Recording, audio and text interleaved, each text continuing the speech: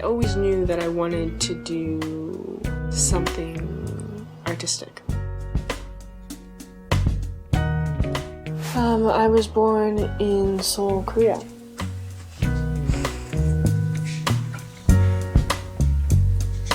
Hey, Abigail, I know your day has been hell. Don't take to heart the words that he said. I know you're a good girl. You're not out to hurt nobody. He's just trying to get in your head. Oh, if you wanna come over and get high. We can listen to the dark side of the moon. If you wanna come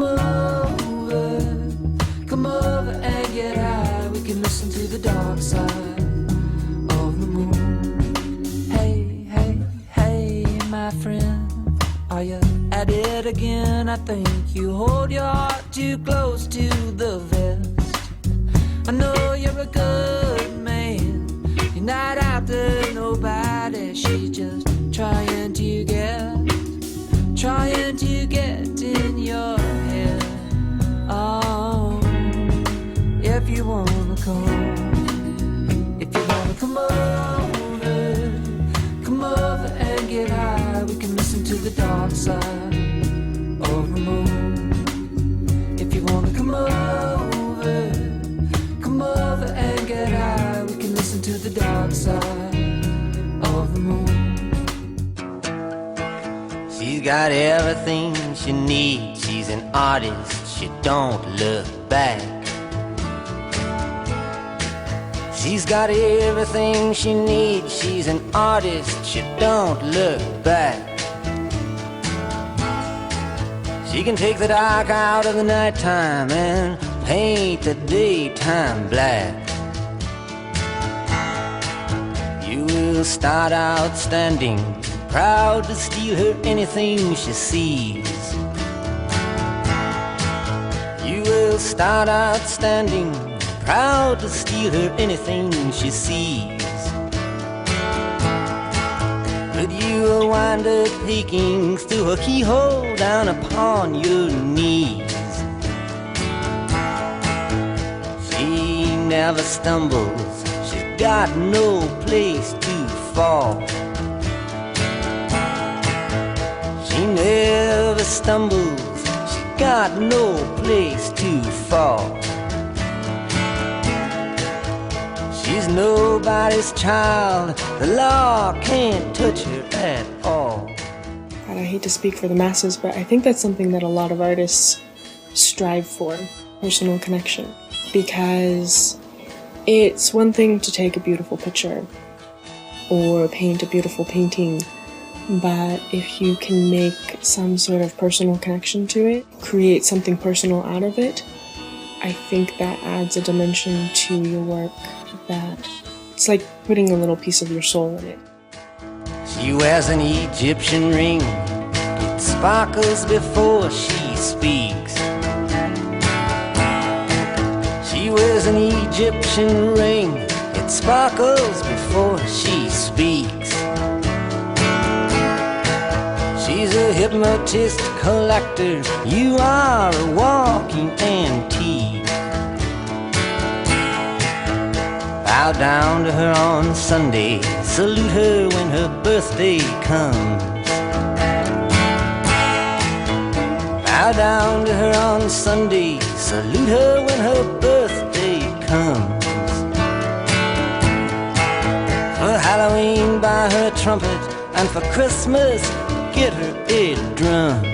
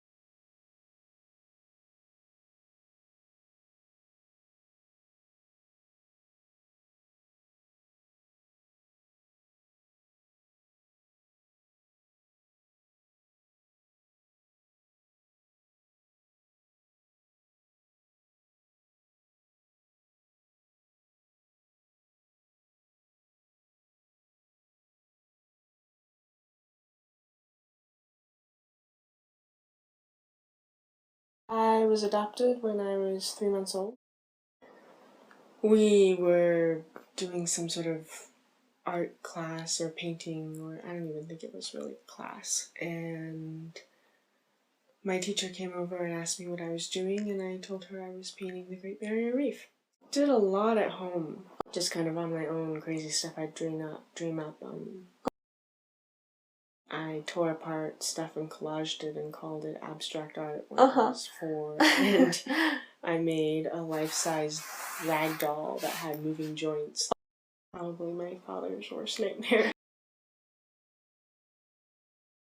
He had to do all the joining when I was like 7, and so I just always had crazy things that I was dreaming of.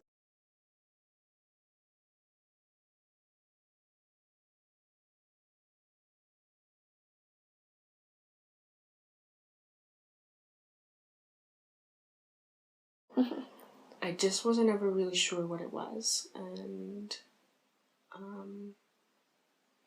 so I spent a lot of time doing a lot of different things, just trying to figure out which one thing that is, and I don't think that's been settled yet.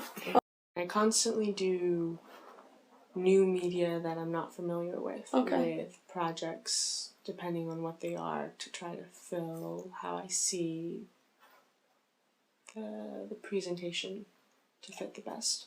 A series of Japanese photographic paintings, for lack of a better word, was probably one of my favorites, just because,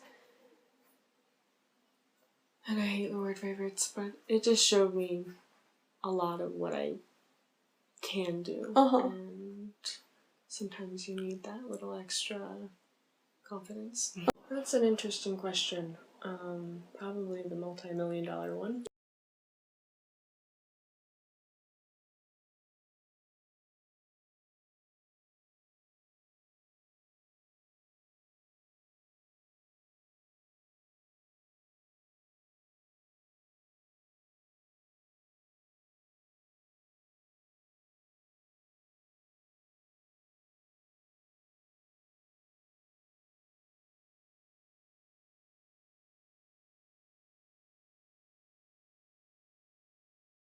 But the initial source is probably kind of inconsequential to the process for me personally, because by the time I'm actually thinking about it as a real inspiration for something to come, I don't really even recognize the source anymore. Let me think back on things.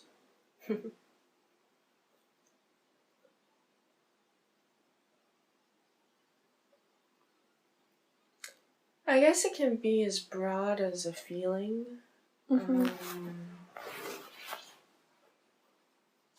For example, all of the tango that I recently shot, I don't know where I started getting that idea in my head, but I've loved the 1940s era forever. I'm sure that if I ever shot a film, at least one of them would be full film. I'm sure at least one of them would have that undertone and look. And I can't even give you a specific film, but something about Argentina and tango always fascinated me. I'm sure Evita probably had something to do with that. But I really had never any true exposure to it. It was just drew me in, and yeah, and then all of a sudden I just couldn't stop thinking about it one day. But I watched those films probably when I was, 8. It's not, and that's probably something. I have a few personal projects that I am so close to, but it always seems that I go back to them for a little bit, and then something happens, because something always happens, and you have to find a way to compromise and make it work, and fix it or change it. And so none of them are actually quite done yet. But Those are all probably very personal. Okay.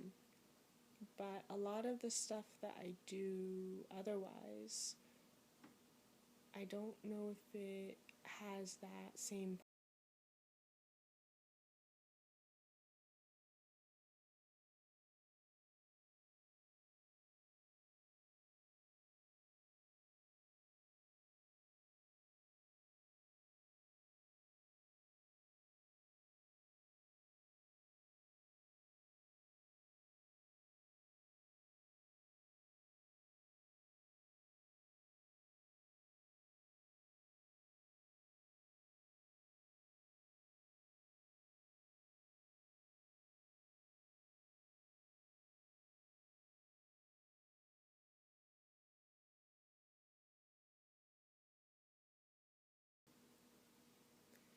Even the jobs that didn't have a creative outlet gave me something to think about.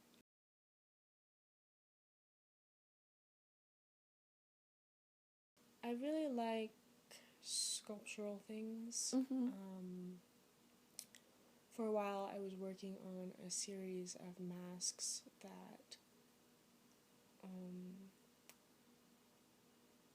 one of them was molded out of wire and then paper mache, and another was cast, and a third was layer upon layer of the same,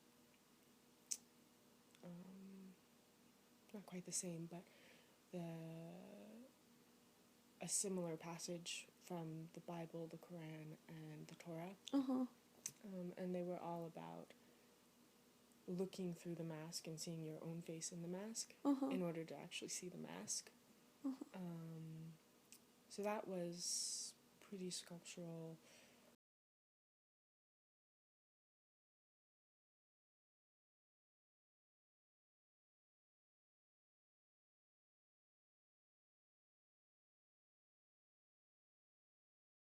Yeah, I think I probably do always do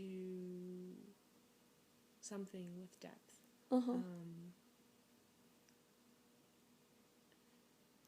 Even in 2D, I'm trying to make it deeper, just in terms of how you see it, so that's a good.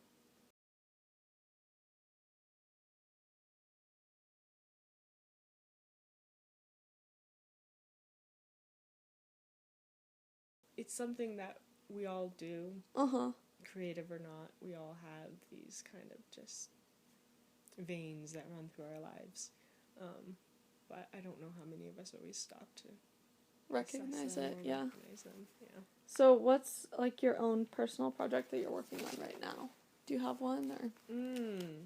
Well. Or what's, like, the thing you're most excited about right now? I was actually hoping to finish the box that I was telling you about. Oh, yeah.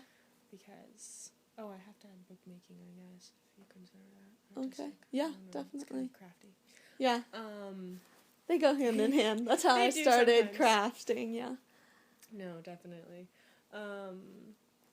And I was wanting to finish that right now, but I've actually gotten pretty bogged down with other stuff.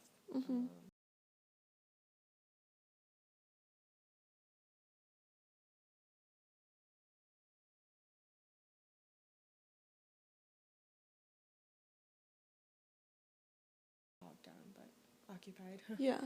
I sold a piece at Globus, and I sold great. the piece at Dashi. Oh, wow. In the last month, which is... That's exciting. It's very exciting, and it's good timing, too. Yeah. So I actually... Yeah. I'm working on the piece right now to fill in wow. space at Dashi. And these are going to be acrylic transfers as well. Just like the ones at Globus. But they're going to be 3 layers. These are my test pieces. I love that. That's really cool. And so it will be this one on top of this one on top of this one. Oh, okay. Or this one on top of this one. I'm testing out some compositions at the moment. Okay. Or these 3 together. And so that's what I'm working on at the moment, other than making another transfer for the one I sold. And I love that one. That one's so cool. So That's exciting. Are these yours too? they are.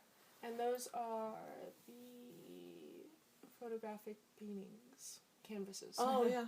that I was So you thinking about. painted over, like I see on the wheel and stuff like that. Mhm. On the top, that's all painted. Yep, I chose different elements from each. And you're actually not seeing the complete series because I sold about half of it. Oh, wow. And I can show you slides if you want. Yeah. But I was really taken in by the orange-red color Uh-huh. that you see everywhere in Japan. Yeah. And so I tried to highlight it a little bit in each. And, for example, in this one here, only the rickshaw and the top of the gateway into this temple are painted. There, only the woman, not that there's a lot in the background. The little and boy, yeah. There, yeah, the little girl. Oh, little girl, She yeah. always got that though. I tried to put a bow on her head. Oh, that's funny. So it's pretty obvious that the like, Asian culture is also very big in lots of your pieces, like those and that. Would you say that? You know, I wouldn't. It just so happened that way because sometimes you don't always get to choose the exact subject Yeah. of your work. In fact, if you get to choose any part of it, that's usually a pretty big victory. Yeah. I had this trip to Japan, visited some friends, came back with a lot of great photos, and I used some of them for a show that I had a few years ago. We can. I used some of them for a show I had a few years ago, just because, and that was those. Just because they really complemented what was going on, and so it was more of a choice. And then I approached Dashi as they were opening, which is where this piece is, and the new one is going to go in. And they're a Japanese restaurant. Yeah. And so I approached So that them works. with that, thinking, yeah, this is a good gateway in. And it worked, but they, of course, need something that's always in that vein, as they like to think about it. They like things that show daily life in Japan. And so that's how all of the Japan happened, actually. It just so happened. It just so happened. But I do have definite Asian themes running through. Yeah. But that's just because I think of who I am. Yeah. But it's not normally so obtruse. Okay. Do you have like a dream piece of work that you've never gotten to make that you want to? A feature-length film. Oh, okay.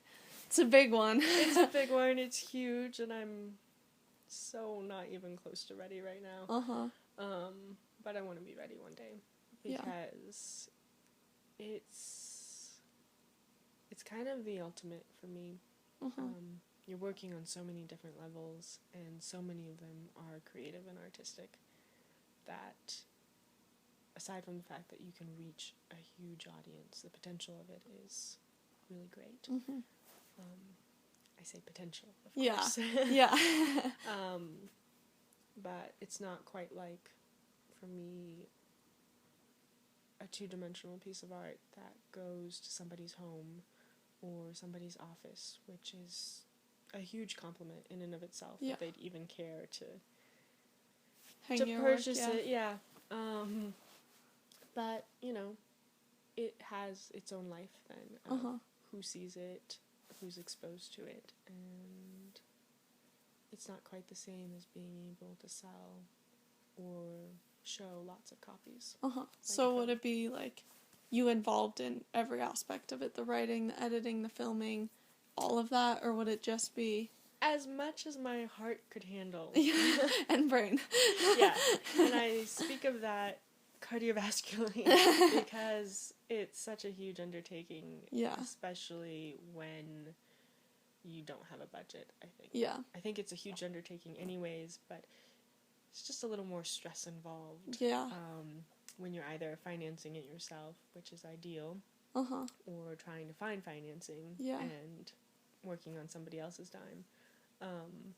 But yeah, ideally I would like to write and direct it, but I think, and this is the micromanager in me, so I know it's going to kick me in the butt as soon as I get on the set and as soon as I get into an editing room, but, because you need those other points of view. Yeah.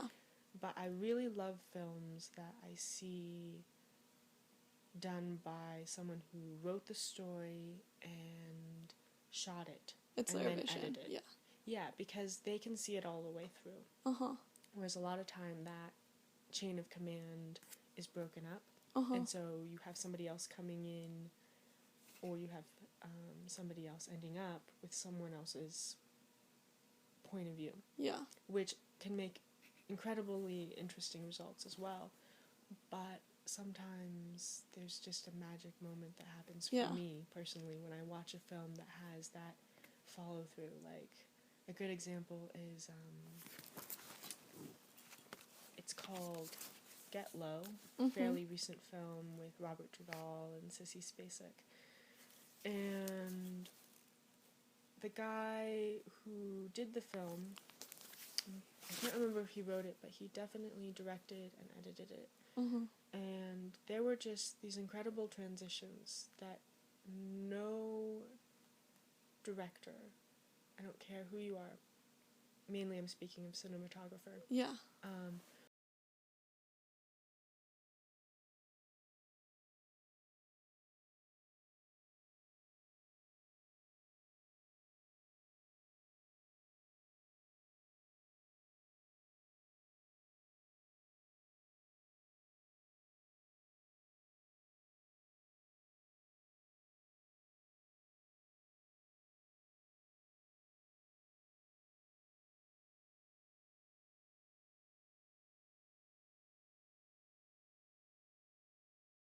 I'm not really sure, to be honest. I will get an idea, and it can be out of nowhere, or it can be because I saw a bike in a greenhouse, or something that kind of just caught my attention. And then all of a sudden it just sort of grows from there. And it might be years before I even really think about it again, or it might be something that just kind of stays with me and I can't stop thinking about.